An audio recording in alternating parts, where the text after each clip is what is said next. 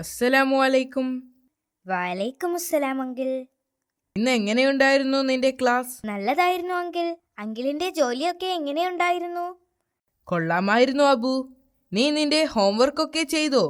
അതെ അങ്കിൾ, ഞാൻ വീട്ടിലെത്തിയ ഉടൻ തന്നെ അതൊക്കെ ചെയ്തു തീർത്തു. Very good Abu.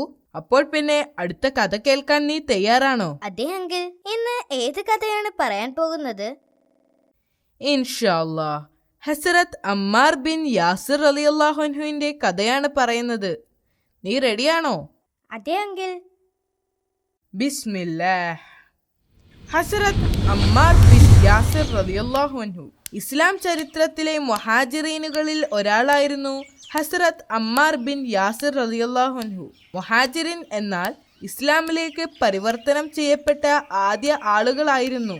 പ്രവാചകൻ മുഹമ്മദ് നബി മുസ്തഫ സ്വല്ലല്ലാഹു അലൈഹി വസല്ലമയുടെ ഏറ്റവും വിശ്വസ്തരും സ്നേഹിതരുമായ കൂട്ടാളികളിൽ ഒരാളായിരുന്നു അമ്മാർ ബിൻ യാസിർ റളിയല്ലാഹു അൻഹു.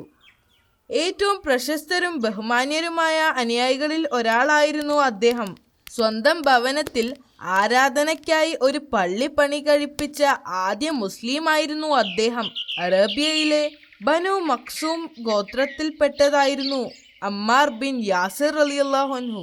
മുഹമ്മദ് നബി മുസ്തഫ സ്വല്ലല്ലാഹു അലൈഹി വസല്ലമ ജനിച്ച അതേ വർഷം തന്നെയായിരുന്നു അദ്ദേഹവും ജനിച്ചത്. അദ്ദേഹത്തിന്റെ പിതാവിന്റെ പേര് യാസിർ എന്നായിരുന്നു. അദ്ദേഹത്തിന്റെ ചെറുപ്പത്തിൽ അദ്ദേഹത്തിന്റെ സഹോദരന്മാരിൽ ഒരാളെ കാണാതായി. യാസിർ തന്റെ സഹോദരന്മാരോടുകൂടി നഷ്ടപ്പെട്ട സഹോദരനെ അന്വേഷിച്ച് യാത്രയായി. അങ്ങനെ അവർ മക്കയിലേക്ക് പുറപ്പെട്ടു.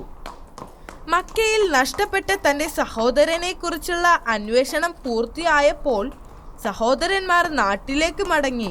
എന്നാൽ യാസിർ മക്കയിൽ തങ്ങാൻ തീരുമാനിച്ചു. മക്കയിൽ താമസിക്കാനായി യാസിറിന് ഒരു വീടില്ലായിരുന്നു. അതുകൊണ്ട് അബു ഹുദൈഫ എന്ന ഒരു ധനികനുമായി അദ്ദേഹം ഒരു കരാറിൽ ഏർപ്പെട്ടു. അദ്ദേഹത്തിന്റെ അടിമ പെൺകുട്ടിയെ വിവാഹം കഴിക്കുക എന്നതായിരുന്നു ആ കരാർ. അങ്ങനെ അടിമയായ സുമയ്യ ബിൻ ഖയാദിനെ വിവാഹം ചെയ്യാൻ യാസിർ സമ്മതിച്ചു. യാസിറും സുമയ്യയും സന്തോഷത്തോടെ ജീവിച്ചു. അവർക്ക് 2 പുത്രന്മാരുണ്ടായി.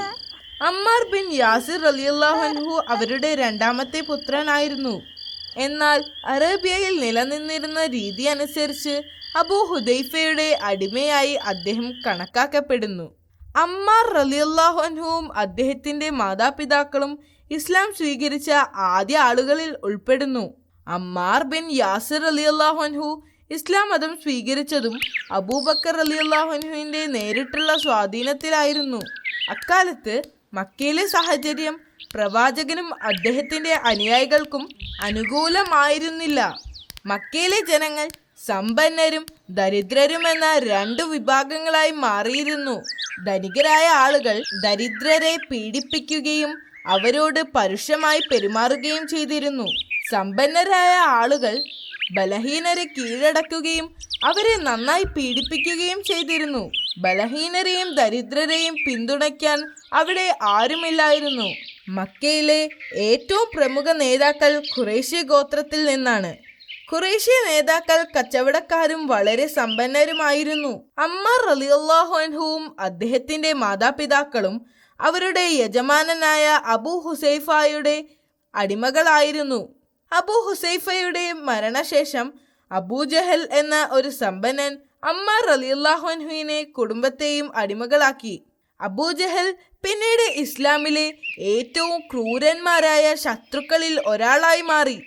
യാസിർ ഇസ്ലാമിലേക്ക് പരിവർത്തനം ചെയ്യപ്പെട്ടപ്പോൾ ആ വാർത്ത ഉടൻ തന്നെ തന്റെ പുതിയ യജമാനനായ അബൂജഹൽ അറിയുകയും അയാൾ അമ്മാർ റളിയല്ലാഹു അൻഹുവിനോട് വളരെയധികം കോപാകുലനാവുകയും ചെയ്തു. ഖുറൈശി ഗോത്രത്തിൽ നിന്നുള്ള ഒരു കൂട്ടം ആളുകളുമായി അയാൾ യാസിറിന്റെ വീട്ടിലേക്ക് പോയി. അവർ കയ്യിൽ കരുതിയിരുന്ന തീ യാസിറിന്റെ വീട്ടിലേക്ക് എറിയുകയും അദ്ദേഹത്തിന്റെ വീട് കത്തിക്കുകയും ചെയ്തു. ഇത് സംഭവിക്കുമ്പോൾ യാസിറും കുടുംബവും ഉറങ്ങിക്കിടക്കുകയായിരുന്നു. തീ പടർന്നപ്പോൾ അവർ എഴുന്നേറ്റു. അവരുടെ വീട് കത്തുന്നതും ജീവൻ രക്ഷിക്കാനായി അവർ ഓടിപ്പോകുന്നതും ഖുറൈശികൾ കണ്ടു. അവർ രക്ഷപ്പെടുന്നത് കണ്ട് ഖുറൈശികൾ അത്ഭുതപ്പെട്ടു. ഖുറൈശികൾ അവരെ പിടികൂടി. അവരെ മക്കയുടെ പുറത്തുള്ള മരുഭൂമിയിലേക്ക് കൊണ്ടുപോയി. യാതൊരു ദയയും കൂടാതെ അവർ അവരെ പീഡിപ്പിച്ചു. വേദന കൊണ്ട് അവർ നിലവിളിച്ചപ്പോൾ അത് കണ്ട് അവർ പൊട്ടിച്ചിരിച്ചു. എത്ര തന്നെ പീഡനങ്ങൾ സഹിക്കേണ്ടി വന്നിട്ടും അവർ തങ്ങളുടെ പുതിയ വിശ്വാസം ഉപേക്ഷിക്കാൻ തയ്യാറായില്ല. യാസിറും കുടുംബവും പ്രവാചകനോടുള്ള സ്നേഹം ഉപേക്ഷിക്കാൻ തയ്യാറല്ലെന്ന് കണ്ടപ്പോൾ അബൂജഹൽ അവരെ കൂടുതൽ ആക്രമിക്കാൻ തുടങ്ങി. അയാൾ വലിയ പാറക്കല്ലുകൾ എടുത്ത് അവരുടെ നെഞ്ചിൽ അടിക്കാൻ കൽപ്പിച്ചു. അദ്ദേഹത്തിന് ശ്വാസം വിടാൻ പോലും സാധിച്ചില്ല. എങ്കിലും അവർ തങ്ങളുടെ വിശ്വാസം അവരുടെ ഹൃദയത്തിൽ സൂക്ഷിച്ചു. സമയം ഉച്ചയായിരുന്നു. അബൂജഹലും അവന്റെ ആളുകളും യാസിറിനെയും കുടുംബത്തെയും ആ കത്തുന്ന വെയിലിൽ മരുഭൂമിയിൽ ഉപേക്ഷിച്ച് മക്കയിലേക്ക് മടങ്ങിപ്പോയി. വൈകുന്നേരം അബൂജഹലും അദ്ദേഹത്തിന്റെ ആളുകളും മടങ്ങിയെത്തി. അബൂജഹലായിരുന്നു ആ സംഘത്തെ നയിച്ചിരുന്നത്. അവരുടെ കയ്യിൽ നീണ്ട കുന്തങ്ങൾ ഉണ്ടായിരുന്നു. അവർ ആ കുന്തങ്ങൾ ഉപയോഗിച്ച് അവരെ ഉപദ്രവിച്ചു. അങ്ങനെ ചെയ്യുന്നതിൽ അവർ വളരെയധികം സന്തോഷം കണ്ടെത്തി. ഈ ക്രൂരമായ പീഡനത്തിൽ അമ്മാർ റളിയല്ലാഹു അൻഹുവിനും മാതാപിതാക്കൾക്കും ബോധം നഷ്ടപ്പെട്ടു. എന്നിട്ട് അവരെ എഴുന്നേൽപ്പിക്കുന്നതിനായി അവരുടെ മുഖത്ത് വെള്ളം തെളിച്ചു. അവർക്ക് ബോധം തിരിച്ചു കിട്ടിയപ്പോൾ അബൂജഹൽ അവരോട് ആക്രോശിച്ചു. അയാൾ സുമയ്യയോട് അവരുടെ ദൈവത്തെ സ്തുതിക്കാനും അവരുടെ പ്രിയപ്പെട്ട പ്രവാചകനായ മുഹമ്മദ് മുസ്തഫ സ്വല്ലല്ലാഹു അലൈഹി വസല്ലമയെ ശപിക്കാനും ആവശ്യപ്പെട്ടു. സുമയ്യ ഒരു ധൈര്യശാലിയായ ഒരു സ്ത്രീയായിരുന്നു. അബൂജഹൽ പറഞ്ഞത് കേട്ട് അവർ ഭയപ്പെട്ടില്ല. അവരുടെ മുഖം കോപം കൊണ്ട് വിറച്ചു. ഇത് കണ്ട് ദേഷ്യം വന്ന അബൂജഹൽ തന്റെ കയ്യിലുണ്ടായിരുന്ന കുന്തമുയർത്തി സുമയ്യ റളിയല്ലാഹു അൻഹുവിനെ കുത്തി. അവർ ആ നിമിഷം തന്നെ മരണപ്പെട്ടു. അമ്മാർ റളിയല്ലാഹു അൻഹുവിന്റെ പിതാവിനെയും അബൂജഹൽ ക്രൂരമായി മർദ്ദിച്ചു. അദ്ദേഹവും തന്റെ വിശ്വാസത്തിൽ നിന്നും ഒരു തരി മാറാനോ പ്രവാചകനെ നിഷേധിക്കുവാനോ തയ്യാറായിരുന്നില്ല. തന്റെ മാതാപിതാക്കൾക്ക് എന്താണ് സംഭവിച്ചത് എന്ന് മനസ്സിലായപ്പോൾ അമ്മാർ റളിയല്ലാഹു അൻഹു കരഞ്ഞു. അദ്ദേഹം ശരിക്കും നിസ്സഹായനായിരുന്നു. അമ്മാർ റളിയല്ലാഹു അൻഹുവിനോടും അബൂജഹൽ ഉച്ചത്തിൽ ആക്രോശിക്കുകയും ഭീഷണിപ്പെടുത്തുകയും ചെയ്തു. അവരുടെ ദൈവത്തെ സ്തുതിച്ചില്ലെങ്കിൽ അദ്ദേഹത്തെ മർദ്ദിക്കുകയും കൊലപ്പെടുത്തുകയും ചെയ്യുമെന്ന് അയാൾ ഭീഷണിപ്പെടുത്തി. ആ ക്രൂരമായ പീഡനം സഹിക്കാൻ അദ്ദേഹത്തിന് കഴിയുമായിരുന്നില്ല. അങ്ങനെ അവരുടെ ദൈവത്തെ സ്തുതിക്കാൻ വൈമനസ്യത്തോടെ അദ്ദേഹം സമ്മതിച്ചു.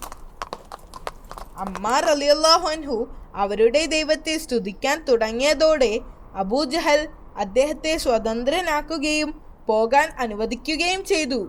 അവിടെ നിന്ന് അദ്ദേഹം പ്രവാചകനെ കാണാൻ യാത്രയായി. അദ്ദേഹം പ്രവാചകനെ വളരെയധികം സ്നേഹിച്ചിരുന്നു.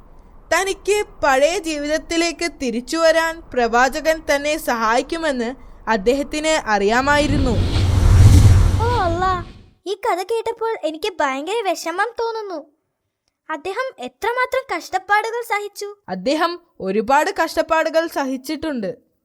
പക്ഷേ അദ്ദേഹത്തിന്റെ ജീവിതം മാറ്റിമറിച്ച ഒരു സംഭവമായിരുന്നു അത്. ഭക്ഷണത്തിന് ശേഷം അമ്മാർ റളിയല്ലാഹു അൻഹുവിന്റെ കുറെ വിശദമായ കഥ ഞാൻ പറയാം. എന്തുകൊണ്ടാണ് അദ്ദേഹം ധാരാളം ആളുകൾക്ക് പ്രചോദനമായത് എന്ന് അപ്പോൾ നിനക്ക് മനസ്സിലാവും.